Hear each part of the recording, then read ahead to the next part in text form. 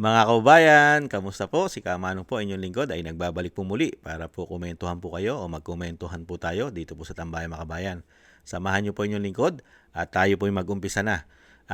Si Atty. Guanzon po mga tambay ay nagsalita po at binatikos po ito pong pahayag ni Bongit noong nakaraang araw po nagpahayag po siya na kailangan po magtipid ang mga Pilipino.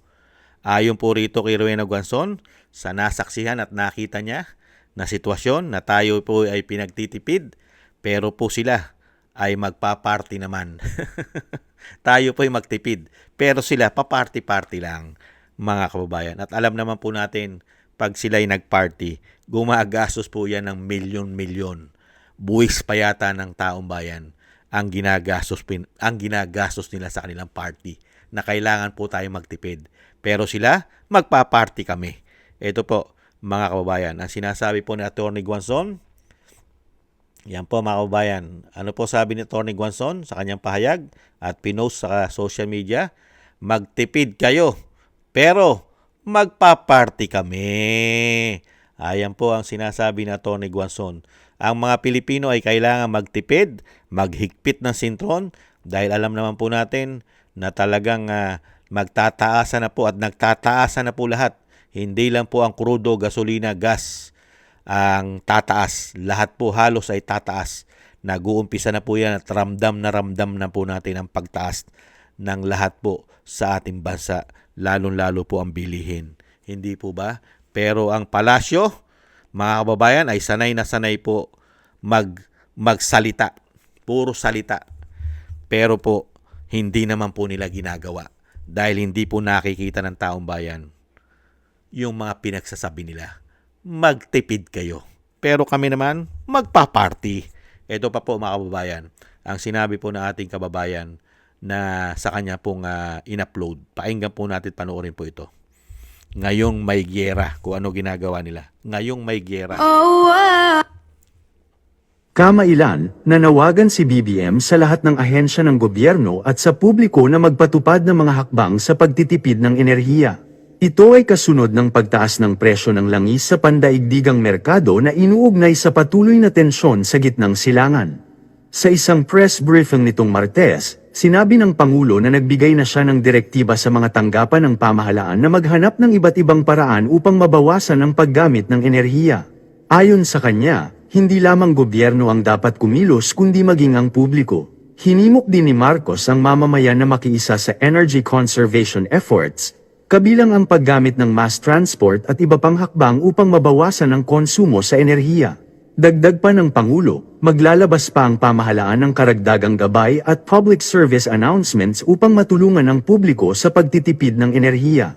Tapos heto ang Malacanang ngayon may magarbong party-party, ayon sa ulat at mga detalyeng available online, ay nagdaos ng isang formal na hapunan sa Malacanang Palace ang Pangulong Ferdinand Marcos Jr. at First Lady Luis Araneta Marcos bilang bahagi ng pagdiriwang ng Latina Manila.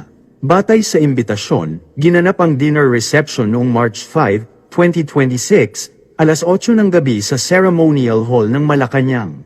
Makikita sa mga larawan ang magarbong ayos ng venue na may mahabang hapagkainan na pinalamutian ng mga kandila, bulaklak at kristal na kubyertos. Dumalo rin sa pagtitipon ng ilang panauhin na nakasuot ng pormal na kasuutan habang nagaganap ang programa sa loob ng bulwagan. Sa mga kuhang larawan mula sa okasyon, makikita rin ang First Lady Luis Araneta Marcos na nakasuot ng blue-green na gown habang nakikipag-usap at nakikihalubilo sa mga dumalo sa pagtitipon. Ang naturang hapunan ay bahagi ng selebrasyon na ginanap sa Malacanang bilang paggunita sa Latina Manila. Kaya naman, nagbalik tanaw si dating Commission on Audit at Commission on Elections Commissioner Atty. Rowena Guanzon sa isang naunang mensahe ni First Lady Liza Araneta Marcos para sa mga overseas Filipino workers, sa gitna ng tumitinding pangamba sa kaligtasan ng mga Pilipinong nasa gitnang silangan. Sa kanyang social media post, muling ibinahagi ni Guanzon ang larawan at pahayag ng First Lady na inilabas noong January 2026 para sa mga OFW sa United Arab Emirates. Kasabay nito ay nag-iwan siya ng tanong na, kailan kaya ulit ito #neverforget? Sa naturang mensahe noon ng First Lady, tiniyak niya sa mga Pilipinong nagtatrabaho sa ibang bansa na hindi sila nag-iisa at patuloy na nagmamalasakit ang pamahalaan sa kanilang kalagayan saan mang panig ng mundo sila naruroon. Binigyang diin din na mahalaga ang papel ng mga OFW na itinuturing na isa sa mga haligi ng ekonomiya ng bansa. Ang muling pagbanggit ni Guanzan sa naturang pahayag ay lumitaw sa gitna ng mga talakayan tungkol sa kaligtasan ng mga OFW sa gitnang silangan, kung saan patuloy na tumataas ang tensyon sa rehiyon dahil sa sigalot na kinasasangkutan ng Iran, Israel, at Estados Unidos. Dahil sa malaking bilang ng mga Pilipinong nagtatrabaho sa mga bansang nasa naturang rehiyon, patuloy na sinusubaybayan ng pamahalaan ang sitwasyon habang may mga panawagan mula sa iba't ibang sektor na tiyakin ang sapat na tulong at proteksyon para sa mga OFW. Sabi nga sa komento ng Truthstream ay, while thousands of OFWs remain in danger in the Middle East, and the government struggles to provide clear and decisive plans for their safe repatriation, the first couple hosted a lavish dinner in Malacanang last March 5, 2026.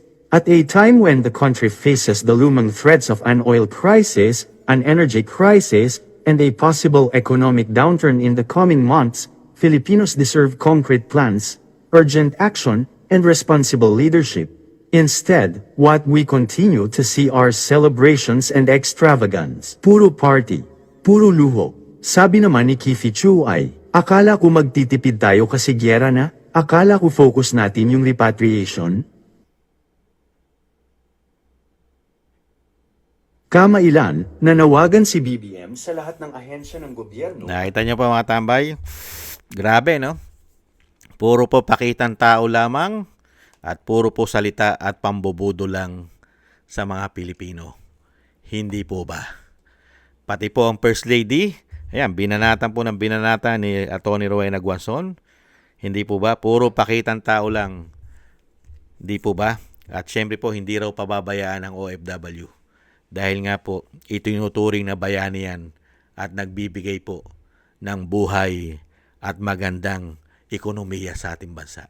Pero nasaan po sila ngayon, mga kababayan? Ano po ang sinasabi nila? Magdasal. Magdasal po ang ating mga OFW para maligtas. At sumama na lang doon sa mga banyaga. Doon kung saan pong bansa sila. Makisama na lang para po mailigtas ang kanilang buhay. At sumama sa mga shelter doon. Pero ang ating Pangulo at ang First Family, ayan po, magtipid at tulungan ang mga OFW, pero ang mga ginagawa raw po sa pagtitipid at kailangan tutukan ang problema ng mga OFW nating mga kababayan, ang ating pong mga bayani na tumutulong sa ating ekonomiya. Mga kababayan, mas importante pa ang party. Milyon-milyong gastos sa party. Yan po ang napakasakit na katotohanan. Pagdating po sa media at nakaharap sa kamera, kung magsalita, akala mo lahat ay ginagawa. At akala mo concern sa mga Pilipino. Akala mo tunay na lingkod bayan na may malasakit sa Pilipino. At handang maglingkod. Lahat ay gagawin, mga kababayan. Kaya nangyayari sa atin, nada. Tayo ang nagtitiis. Tayo ang naghihirap. Tayo ang naghihikahos. Samantalang sila, grabe, parang mga hari. Buhay hari. At kontrolado po ang sitwasyon, lalo po ang ating kaperahan. Hindi po ba? Grabe na po ang ginagawa po sa atin. Talagang puro pakitang tao lang, di umano, ang mga pinagagawa po ng mga hayop na ito. Hindi kaya, mga kababayan? Yan po mga kababayan, ang mga tao na sanay pong gawin tanga at bobo at gago at inutil ang mga Pilipino, mga kababayan. At syempre po, nananahimik pa rin po ang ating mga men in uniform sa ganito pong klaseng paglilingkod na binibigay po sa atin ng Binagoong Pilipinas. Yan po mga kababayan, ang napakasakit na dinadanas po nating mga Pilipino. Mag-aapat na taon na po, mga kababayan. Mag-aapat na taon na puro party-party pasarap sa kanilang sinasabing paglilingkod. Ibang klase. Kaya nga po nung nakaraang araw, di ba? Wala po silang nagagawa kung ano ang gagawing mabilis ang solusyon sa ating mga kababayan para mailigtas. Di ba? Nung nakaraan, ano po? Nahandun po daw sa bridge, sa tulay, mga kababayan. Ay, nako. Grabe. Grabe po ang ating pong haraping sakripisyo. Talagang pagtitiis. Samantalang sila, sarap na sarap at enjoy na enjoy. At na namnam ang ating buwis. Enjoy na enjoy sila at napakasarap.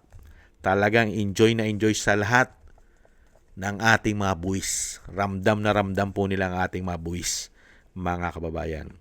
Maraming salamat po sa gusto po natin Tambayang Makabayan sa YouTube at TikTok. At ganun din po sa ating mga subscribers. Maraming salamat po sa inyo. At sa patuloy po nagsusubscribe, thank you po sa inyo mga kababayan.